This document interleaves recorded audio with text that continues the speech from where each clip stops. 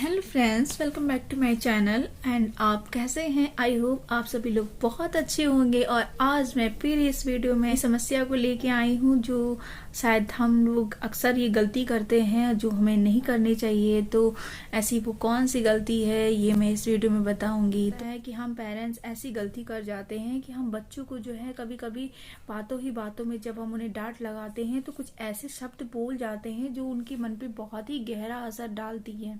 बच्चे बहुत ही कोमल मन के होते हैं और हमें कभी भी कोई भी उन्हें बहुत सोच समझ के बोलना होता है, क्योंकि वो जो असर डालते हैं वो उनके बड़े होने तक होता है। हर बात को बहुत ही सीरियसली ले लेते हैं, इसलिए हमें जब भी कोई बात करनी है तो बहुत सोच समझ के करनी है।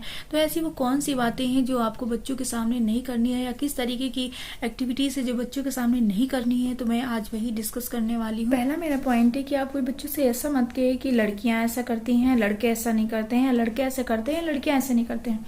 मतलब जेंडर को लेके डिफरेंस मत पैदा करिए। जैसे कभी कभी बच्चे कुछ काम करने लगते हैं, अपने घर का ही काम करते हैं, तो हम उनसे कहते हैं कि अरे बेटा आप ऐसा मत करिए, तो लड़कियों का काम है। ऐसा आप अगर कहते हैं तो बचपन से ही लड़कियों और लड़कों के प्रति डिफरेंस करने लगते हैं कि हाँ ये काम लड़कियां ही करती हैं तो लड़के नहीं करते हैं। ऐसा नहीं, हमें तो यही उन्हें समझाना है कि लड़के लड़की इक्वल होते हैं और किसी के लिए कोई काम बटा नहीं होता है, सभी मिलजुल के करते हैं।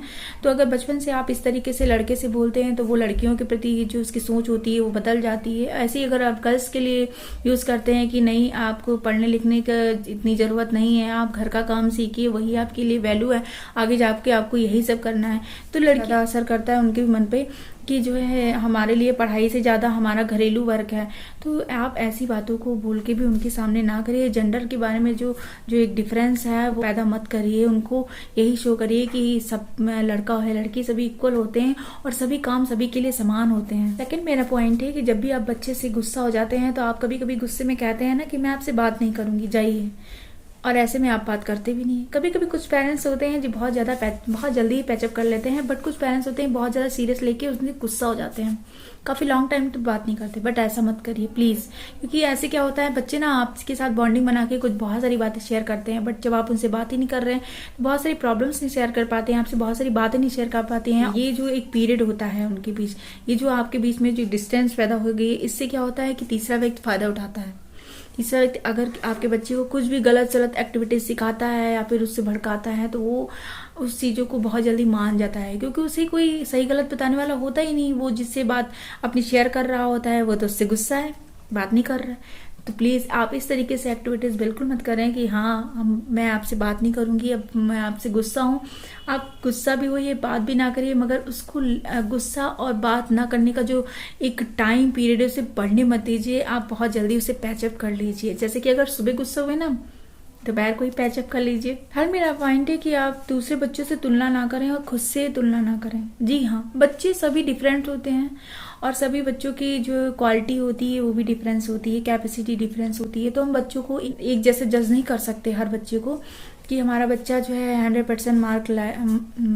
मेरे 2 बच्चे हैं तो एक बच्चा अगर 100% मार्क लाया है तो दूसरा भी 100% मार्क लाए, ऐसा कोई जरूरी नहीं है। बच्चे में किसी में पढ़ाई में बहुत अच्छे होते हैं तो कोई एक्स्ट्रा एक्टिविटीज में बहुत अच्छे होते हैं। कभी कभी ऐसा होता है कि बच्चों से हम ये कह देते हैं कि जब हम आपकी उम्र के थे तो हम ये कर लेते थे वो करते थे और आप तो कुछ भी नहीं कर पाते हैं, वो देखिए उसका बच्चा कितना अच्छा ये करता वो करता है। इस तरीके की जब हम उनसे कंपेरिजन करना शुरू कर देते हैं तो उनके पूरे मन पे जो है बहुत बुरा असर करता है और ये बच्चे के लिए बहुत ज्यादा गलत होता है, क्योंकि वो बचपन से ही अपने आप को बहुत ही गलत फील करते हैं। तो कॉन्फिडेंस लेवल गिर जाता है और वो अपने आप बारे में बहुत गलत फील करते हैं कि मैं ये कुछ भी नहीं कर सकता हूँ, मैं खराब हूँ, मैं बेकार हूँ, मम्मा मुझसे कहती है कि मैं कुछ नहीं कर सकता हूँ। तो आप इस तरीके की बातें भूलकर भी ना कहें जो गुस्से में अक्सर पेरेंट्स कर जाते हैं। फोर्थ पॉइंट मेरा है कि आप बच्चों को बार बार ताने ना दें। जी हाँ, बच्चे गलती करते ही हैं और वो गलतियों से ही सीखते हैं, लेकिन कभी कभी ऐसा हो जाता है कि हम उन्हीं की गलतियों को बार बार दोहराते हैं अपने शब्दों में और बार बार उनको ताना देते हैं। इस तरीके से करने से बच्चे जिद्दी हो जाते हैं और बहुत ही गुस्सैल हो जाते हैं, उन्हें बहुत जल्दी गुस्सा आता है और वो किसी भी बात को आपके मानते नहीं हो जाते हैं, वो अपनी मनमानी करना शुरू कर देते हैं, फिर वो आपकी किसी भी बात को सीरियसली नहीं लेते हैं। तो आप इस तरीके के व्यवहार बच्चों के साथ बिल्कुल भी ना करें। नेक्स्ट 5th एंड मेरा लास्ट पॉइंट है कि आप बच्चों से कभी ये ना कहें कि आपकी वजह से मुझे बहुत शर्मिंदगी महसूस हुई। जी हाँ, कभी कभी ऐसा होता है कि हम सभी पेरेंट्स इतना इरिटेट हो जाते कि कुछ भी बोल देते हैं और जो ये नहीं सोचते हैं कि बच्चों के ऊपर क्या असर करेगा। ऐसा सब बोलते हैं कि हमें शर्मिंदगी महसूस होती है। इस तरह की बातें बच्चों के मन और मस्तिष्क से बहुत गहरा असर डालती हैं। आप इस तरह से अगर बच्चे से बात करते हैं कि शर्मिंदगी महसूस होती है तो उसे लगता है कि मम्मी की लाइफ में कभी इम्पोर्टेंस नहीं है हमारी कोई, मम्मी मुझे पसंद नहीं करती है, मुझे प्यार नहीं करती है। जबकि उनके मन में ऐसा तो होना ही नहीं चाहिए कि आप उन्हें प्यार नहीं करते, क्योंकि ऐसा पेरेंट्स कोई नहीं है कि अपने बच्चों से प्यार नहीं करते। बस उनकी डीलिंग करने का तरीका ही बच्चों के मन में ऐसी भावना पैदा कर देता है कि बच्चा ये सोचने पे मजबूर हो जाता है कि आप उन्हें प्यार नहीं करते।